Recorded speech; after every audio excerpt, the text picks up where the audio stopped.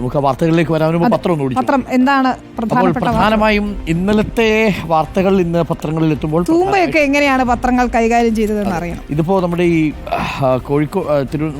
ഈ കൊച്ചിയിലെ സ്മാർട്ട് സിറ്റിയിൽ ലുലുവിന്റെ ട്വിൻ ടവേഴ്സിന് ഉദ്ഘാടനം ചെയ്യപ്പെടുകയാണ്. മുഖ്യമന്ത്രിയാണ് ഉദ്ഘാടനം. ദക്ഷിണേന്ത്യയിലെ തന്നെ ഏറ്റവും ഉയരം കൂടിയ കെട്ടിടങ്ങളിൽ ഒന്നാണ് ഈ രണ്ട് കെട്ടിടങ്ങളും, ട്വിൻ ടവേഴ്സും. വലിയ പ്രോജക്റ്റ് ആയിട്ടാണ് അത് പറയുന്നത്. അതിൻ്റെ ഉദ്ഘാടനം എന്തായാലും മുഖ്യമന്ത്രി ചെയ്യും. അപ്പോൾ അതാണ് എല്ലാ പത്രങ്ങളുടെയും ഫ്രണ്ട് പേജിൽ പരസ്യമായിട്ട് കൊടുത്തിട്ടുണ്ട്. അപ്പോൾ പ്രധാന വാർത്തയിലേക്ക് എത്തിയാൽ, മലയാള മനോരമയിൽ പാലിയേക്കര ദേശീയപാത അതോറിറ്റിയോട് ഹൈക്കോടതി ടോൾ റദ്ദാക്കാതിരിക്കാൻ കാരണമുണ്ടോ പറയൂ എന്നുള്ളതാണ്. നമ്മൾ പലതവണ ആവർത്തി ചോദിച്ചുകൊണ്ടിരിക്കുന്ന ചോദ്യമാണ്. ജൂലൈ 7 മറുപടി നൽകണം. തൃശൂർ പാലിയേക്കരയിലെ ടോൾ പിരിവ് റദ്ദാക്കാതിരിക്കാൻ കാരണമുണ്ടെങ്കിൽ അറിയിക്കാൻ ഹൈക്കോടതി ദേശീയപാത അതോറിറ്റിയോട് ആവശ്യപ്പെട്ടു. ഹർജി ഇനി പരിഗണിക്കുന്ന ജൂലൈ 7 മറുപടി നൽകണം.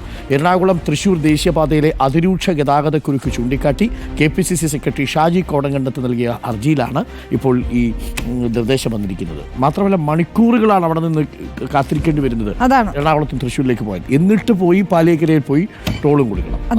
കാത്തുനിന്നതും പോരാ. എനിക്ക് മാതൃഭൂമിയുടെ ഇന്നത്തെ ലേഔട്ട് ഇഷ്ടപ്പെട്ടു. മലമ്പുഴ ഡാം തുറന്നതിൻ്റെ ഒരു ഫോട്ടോ മഴനൂൽ പാലം എന്ന് പറഞ്ഞുകൊണ്ട് മുന്നിൽ നൽകിയിട്ടുണ്ട്.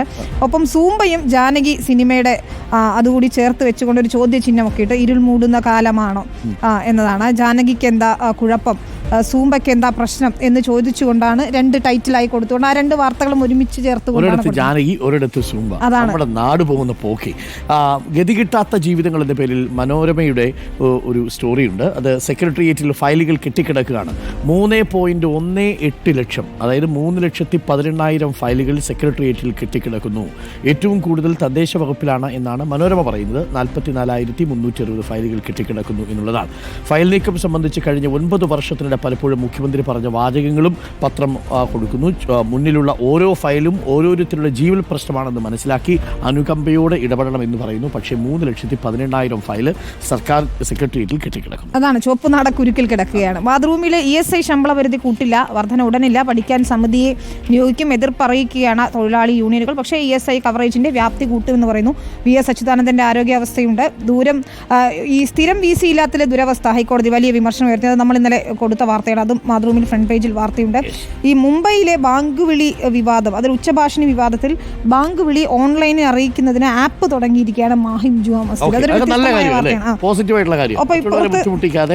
എല്ലാവരെയും ഉൾക്കൊള്ളും. കുർബാന തർക്കത്തിൽ തൽക്കാലം സമാധാനം എന്നൊരു വാർത്തയുണ്ട്. കാകദൃഷ്ടിയിൽ ഇതിലുള്ളത് സ്വരാജ് നിരസിച്ച പുരസ്കാരം ഇത്തവണ ആർക്കും കൊടുക്കില്ല എന്ന് അക്കാദമി സെക്രട്ടറി പറയുന്നു. നിലമ്പൂരിൽ വോട്ടില്ലാതെ പോയ സാംസ്കാരിക നായകർക്ക് വീതിച്ചു കൊടുക്കണമെന്നൊരു പരിഹാസമാണ് കാകദൃഷ്ടിയിൽ വരുന്നത്. മാധ്യമത്തിൽ പ്രധാന വാർത്ത ഹൈക്കോടതിക്ക് അതിർത്തി എന്ത് കാര്യത്തിലാണെന്ന് അറിയുമോ? നമ്മുടെ 13-ൽ 12 സർവകലാശാലകളിലും സ്ഥിരം VC-മാരില്ല എന്നുള്ളതാണ്. താൽക്കാലിക VC-മാർ മാത്രമാണ് തുടരുന്നത്. ഇത്തരം മനോഭാവം നിലവാരത്തെ ബാധിക്കുമെന്ന് ഹൈക്കോടതി. സംസ്ഥാനത്തെ സർവകലാശാലകളിൽ വൈസ് ചാൻസലർമാരുടെ നിയമനം അനിശ്ചിതമായി നീളുന്നതിൽ ഹൈക്കോടതിക്ക് അതിർത്തി എന്ന വാർത്തയാണ് മാധ്യമം ലീഡ് വാർത്തയിൽ നൽകിയിരിക്കുന്നത്. കേരളത്തിന് സന്തോഷിക്കുന്ന ഒരു വാർത്ത കൂടിയുണ്ട്. നമ്മുടെ ഇരവികുളമുണ്ടല്ലോ, ഇരവികുളത്ത് പോയിട്ടുണ്ടോ? ഇരവികുളത്തെ ദേശീയ പാർക്കുണ്ടല്ലോ, വരയാട്, നീലഗിരി ഥാർ, ഇങ്ങനെ പാറകളുടെ മുകളിലൂടെ തിന്നി നീങ്ങുന്ന നമ്മുടെ നീലഗിരി ഥാർ. ആ ഇരവികുളം നാഷണൽ പാർക്ക് ഇന്ത്യയിലെ തന്നെ ഏറ്റവും നമ്പർ 1 ആയ ദേശീയോദ്യാനമായി മാറിയിരിക്കുന്നു. നാഷണൽ പാർക്കുകളുടെ കാര്യത്തിൽ ഇന്ത്യയിലെ ഏറ്റവും മികച്ച ദേശീയോദ്യാനമായി മൂന്നാർ വന്യജീവി ഡിവിഷന് കീഴിലെ ഇരവികുളത്തെ തിരഞ്ഞെടുത്തിരിക്കുന്നു എന്നുള്ളതാണ്. മാത്രമല്ല, ഇരവികുളത്ത് ഒരിക്കൽ കുട്ടികളൊക്കെ ഉള്ളവർ പ്രത്യേകം ഇരവികുളത്ത് പോകണം. അവിടെ വളരെ നല്ല ക്രമീകരണങ്ങൾ വകുപ്പ് ഏർപ്പെടുത്തിയിരിക്കുന്നത്. അപ്പോൾ അവിടെ പോയി ഈ വരയാടിനേക്ക് തൊട്ടു മുന്നിൽ ഇങ്ങനെ പോകുന്നതൊക്കെ കാണുക സുന്ദരമായ കാഴ്ചയാണ്. അതെ, ദേശാഭിമാനിയിൽ SFI അഖിലേന്ത്യാ സമ്മേളനത്തിന് ഉജ്ജ്വല തുടക്കം എന്നതാണ് ലീഡ് വരുന്നത്. ഒപ്പം ഇന്നലെ RSSന്റേതായ ഈ RSS ജനറൽ സെക്രട്ടറി ദത്താത്രേയ ഹൊസബിളയുടെ വാർത്തയിൽ പ്രതികരണം, മതനിരപേക്ഷത വെട്ടാൻ RSS എന്ന് പറഞ്ഞുകൊണ്ട് മുഖ്യമന്ത്രിയുടെ പ്രതികരണം, ചെറുക്കും എന്നുള്ള CPM-ന്റെ പ്രതികരണം എല്ലാം കൂടി ചേർക്കുന്നു. തർക്കം തീരാതെ കോൺഗ്രസിലെ തർക്കങ്ങളെ കുറിച്ചുണ്ട്. ഈ മനോരമയിൽ 5 ദിവസം കൂടി മഴ ശക്തമായി പെയ്യുമെന്നുള്ള മുന്നറിയിപ്പുണ്ട്. എല്ലാ പത്രങ്ങളിലും മുന്നറിയിപ്പുണ്ട്. വരുന്ന 5 ദിവസം കൂടി മധ്യ കേരളത്തിലും വടക്കൻ കേരളത്തിലും വരുന്ന 5 ദിവസം മഴ ശക്തമായി തുടരും. തെക്കൻ കേരളത്തിലും സാമാന്യം ഭേദപ്പെട്ട മഴയുണ്ടാകും എന്നാണ് അറിയാൻ കഴിയുന്നത്. ഇന്നിപ്പോൾ തിരുവനന്തപുരം, കൊല്ലം, ആലപ്പുഴ, എറണാകുളം, തൃശ്ശൂർ, പാലക്കാട്, കോഴിക്കോട്, കണ്ണൂർ, കാസർഗോഡ് ജില്ലകളിൽ യെല്ലോ അലർട്ടാണ് എന്നുള്ളതും പത്രം ഓർമ്മിപ്പിക്കുന്നു. കീമിന്റെ ഫലം ഇന്നുമില്ല.